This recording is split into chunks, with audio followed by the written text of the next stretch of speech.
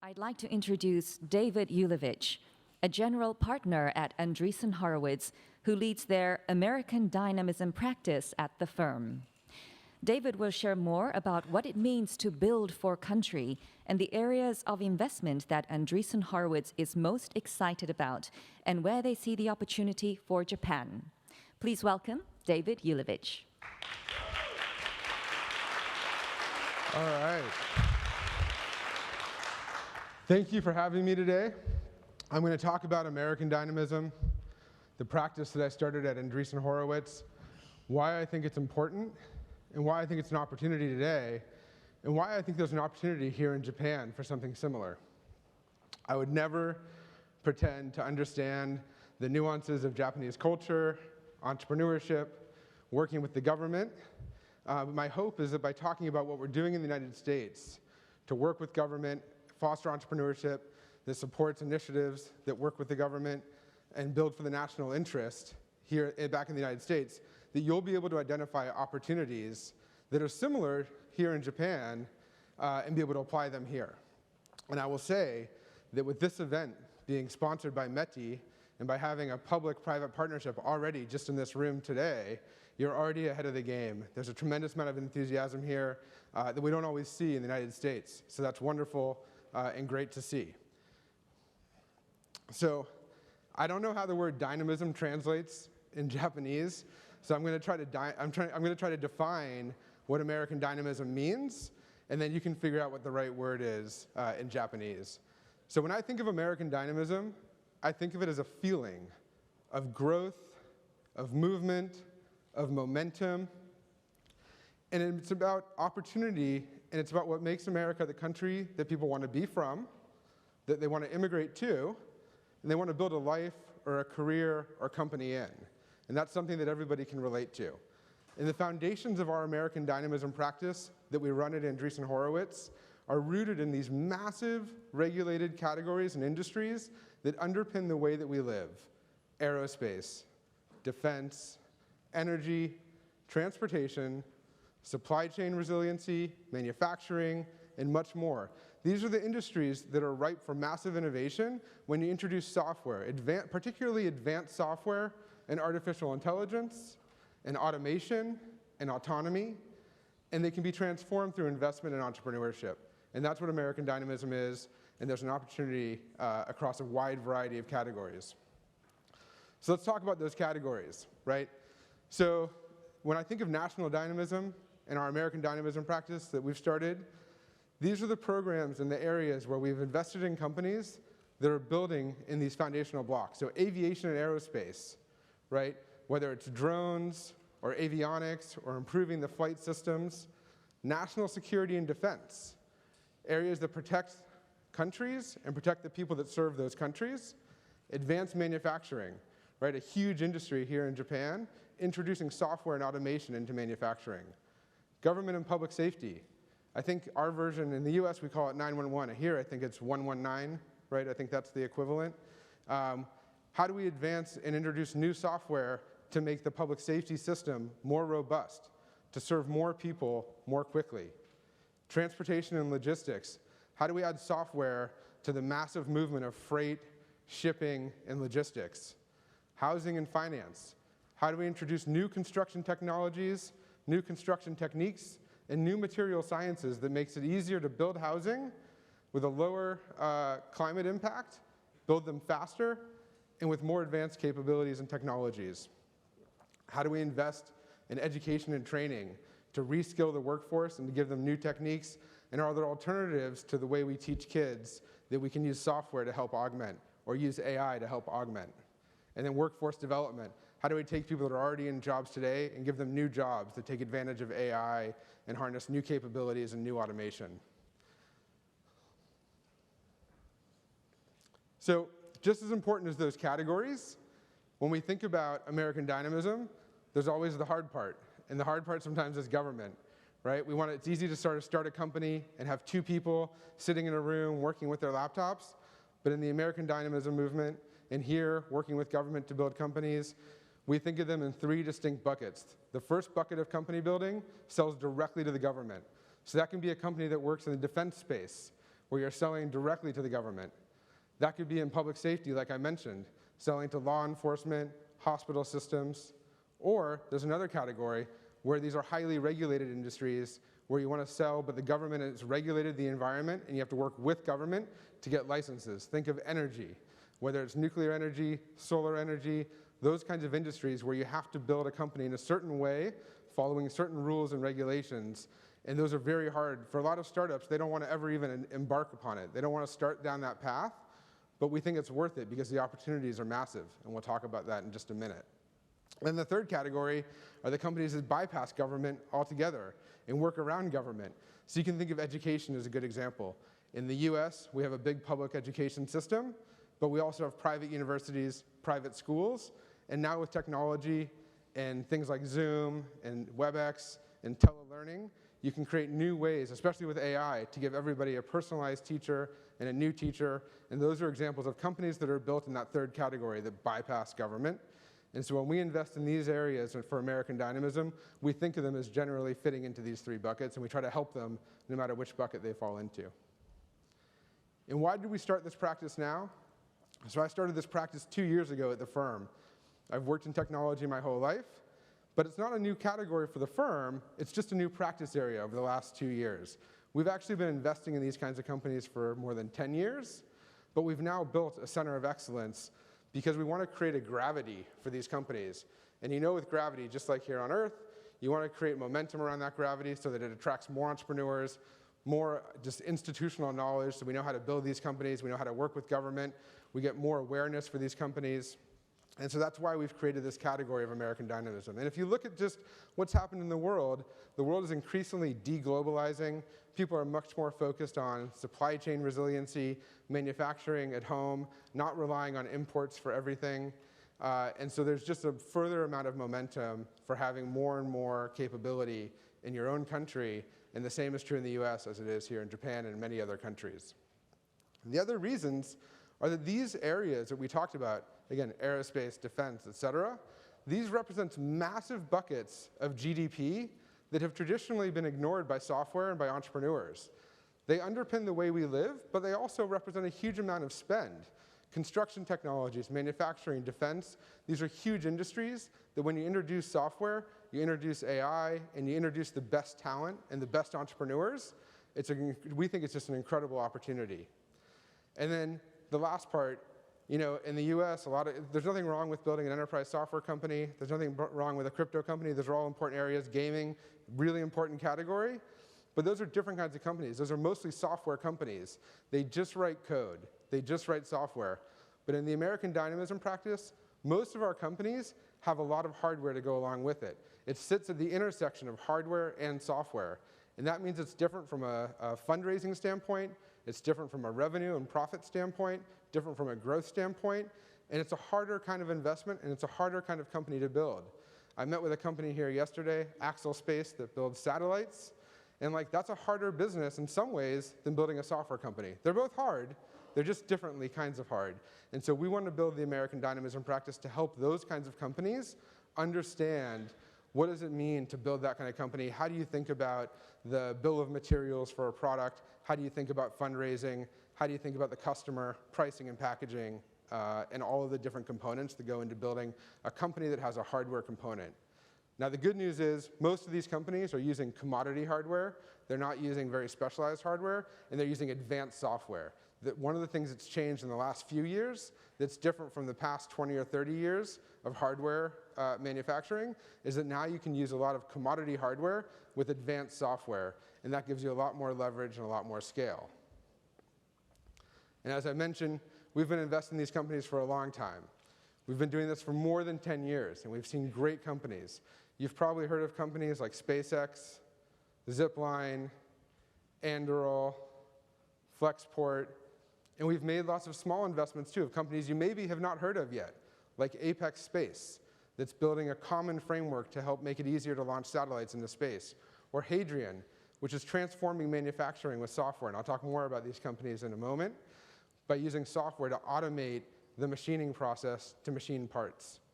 Or Radiant Nuclear, which is a company that's building nuclear reactors that are portable and mobile and fit into a shipping container-sized box. which can be used in natural disasters to provide energy. It can be used to desalinate water to provide clean water. And there's a lot of exciting work happening in a whole bunch of different areas. And there's one other reason why the time is now for American dynamism and for national dynamism, and maybe even for a Japan dynamism. On the left side, on the left side of the slide, you'll see a chart of the number of people that are working and going into government service and that are applying for jobs in the United States. It's no longer the case that the best and brightest people in America are going to work for the government. They're going into the private sector. They're going into companies. They want to either make more money or have more freedom, less bureaucracy, or they want to be entrepreneurs. They're not going to work for the government. And that leaves a big gap. If you don't have the best people working in government, you have to augment that somewhere else. And obviously there's some great people that work in government, but not enough. And I pulled up this statistic from Japan, and it looks similar. Not as many people are applying to jobs in the Japanese government. So it's the same kind of a trend. And there may be a variety of reasons for this, but it means that there's an opportunity for that public-private partnership where private companies need to work with the government to make up those gaps. And not just make up those gaps, but actually accelerate technology forward and create a better way of life for all the people that live here, just like we're trying to do for all the people that live in the US. And again, when I talk about that, obviously the investments we make in the US, we hope will have a global footprint, just like the companies that you have here in Japan have a global footprint and a global presence, and improve the state of life for people everywhere. So how big of an opportunity are these? Well, 1 second while I try to open this.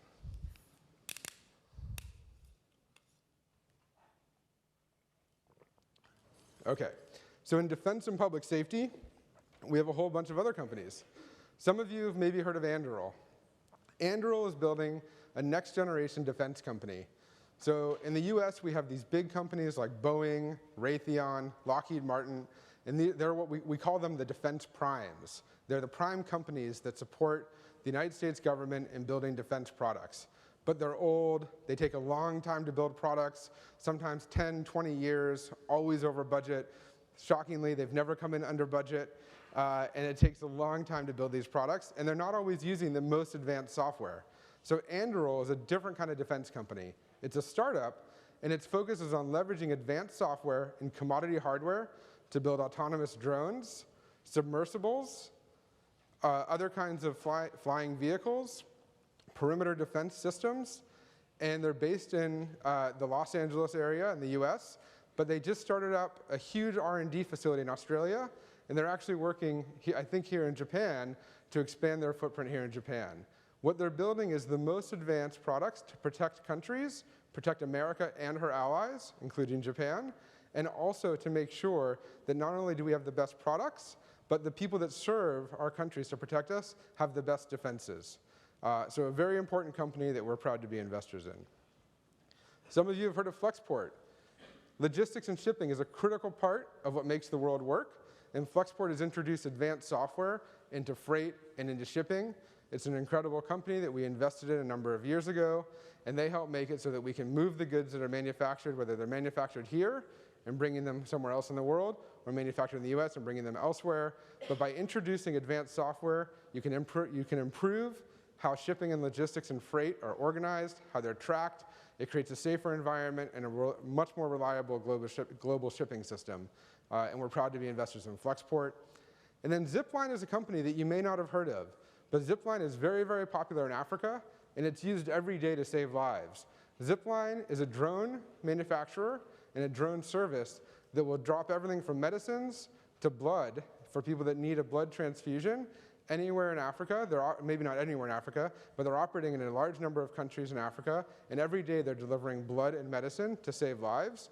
They just finally got permission to operate in the United States for the first time, and they're expanding internationally beyond the continent of Africa, and they're now expanding in the United States. And it's a company we've been an investor in for a long time, and a very exciting company. You can imagine here, even in Japan, there's many rural communities. I was telling somebody earlier, I once spent almost 2 weeks backpacking and hiking for people here that know the region near Kanazawa.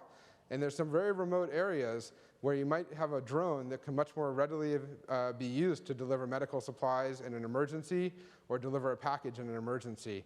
And that's what Zipline does, and it's a very exciting company. So we talk about American Dynamism as a large number of categories, but from an investment standpoint, at the end of the day, we're investors. And we don't just invest in these areas because we think they're good ideas or good for humanity. We do think that. But we also think that they're really good investment opportunities, and we focus those investment opportunities where we think there's a huge opportunity to create really, really big companies. We focus them really in aerospace, defense, and national security, supply chain resilience and reshoring, that includes manufacturing and logistics, and then energy and energy management. And energy, I'm not going to spend a lot of time today talking about energy, but it's particularly important because the planet has an insatiable thirst for energy and for power. Every year we want to consume more and more energy, and as a planet, and I know there's a big commitment here in Japan, just like there is in the US, we want to transition to clean energy. And so finding ways to generate energy that is clean and reliable, finding ways to store that energy, and then finding ways to move that energy transmission, is really important. And we think there's great opportunities to invest in companies that are focused on creating more energy that's clean, reliable, as well as helping to move it and manage it. So I'm going to talk about a few companies here. I'm going to talk about Hadrian. I mentioned Hadrian. They're an advanced manufacturing company. They talk about manufacturing the future. If you think about the way, if you're a part maker and you're going to make parts for an automotive vehicle or for maybe a spacecraft or for a plane, you often have to make a cast that you're going to, like a mold, and then you have to pour in the metal. There's all these tool and die companies that will cast parts. It's a very laborious process. And in the US, the group of people that know how to make small parts for manufacturing and how to make the molds and to run the die and cast process, the people that know how to do that are aging out of our population. And young people are not going into that industry. So what Hadrian has done is introduced automation. They have created equipment that they introduced software into. The equipment actually is not their own equipment, but they've added software to this equipment to drive automation, to manufacture parts, to be able to do it overnight or next week. So instead of the old model where if you're making a car or you're making an airplane and you might just want 10 or 20 or 30 pieces of a component, and you might want it tomorrow or next week, in the past you'd have to wait months and months and months, and then you would end up with 10,000 of this part, when really all you wanted was 10 of them tomorrow. You didn't want 10,000 of them in 6 months. Hadrian fixes that problem. Hadrian can do just-in-time manufacturing of aluminum parts by using milling machines and CNC machines driven by software that you can order online and have a part show up at your office a few days later or within the week. And if you only need 20 of the piece, that's okay, because you don't have to make a custom mold like you did in the old days. So that's Hadrian.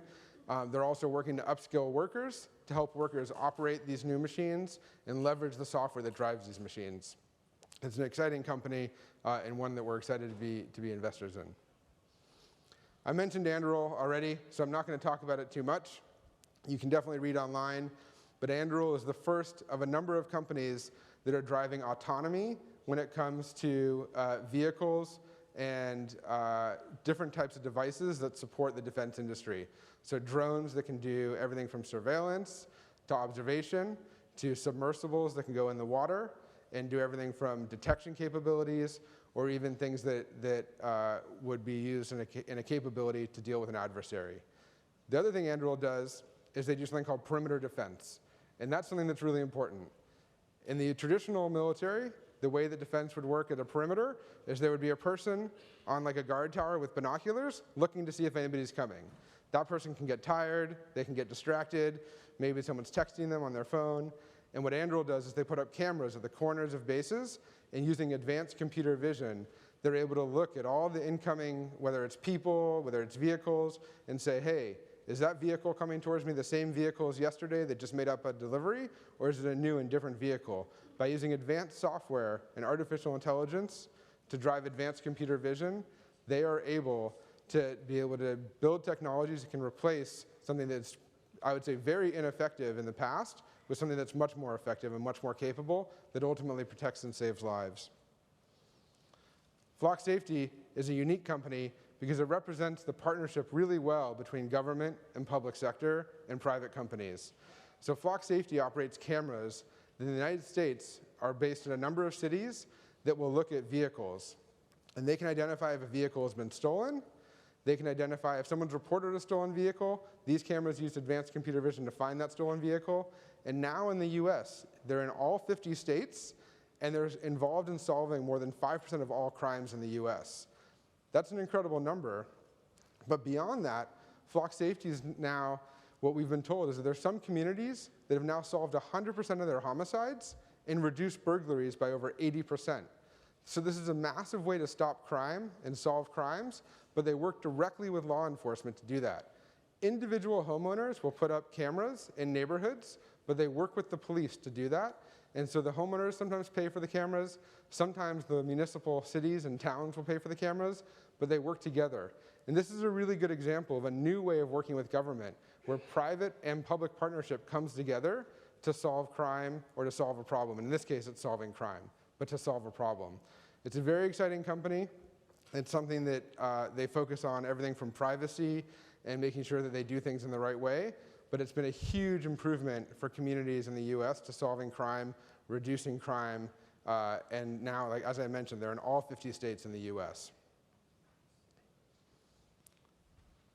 One of the things you're going to hear more about, I think you're going to hear from my partner Ben here in just a moment with the minister, is Ben's going to talk about relationships and the importance of relationships. It's part of why we're here in Japan, is to build those relationships. And one of the things we've done in the American Dynamism practice, and one of the things we do at Andreessen Horowitz, which is different than I think other venture capital firms, is really focus on the networks and the relationships and the people, not just that we invest in and the entrepreneurs we invest in, but the people we work with, whether they're in the community, whether they're at other companies. And so you may not know all the logos up on this screen, but in Washington, D.C., the US Capitol, we have a team of people that have built relationships with people that work in the Defense Department, the State Department, the politicians that work in the Capitol in Washington, D.C. And we've built those relationships to help open up doors so that our founders are able to go explain their mission, their vision, and why what they're doing is important. And obviously we want to do that internationally, and that's part of why we're here in Japan, is to build relationships with all of you. So what does this mean for Japan? Well, it's not entirely for me to tell you. Hopefully from what I've talked about, you get excited about some of the ideas that you could bring home here in Japan. But we're at a watershed moment for artificial intelligence. You're going to hear more about that today, for robotics and for compute.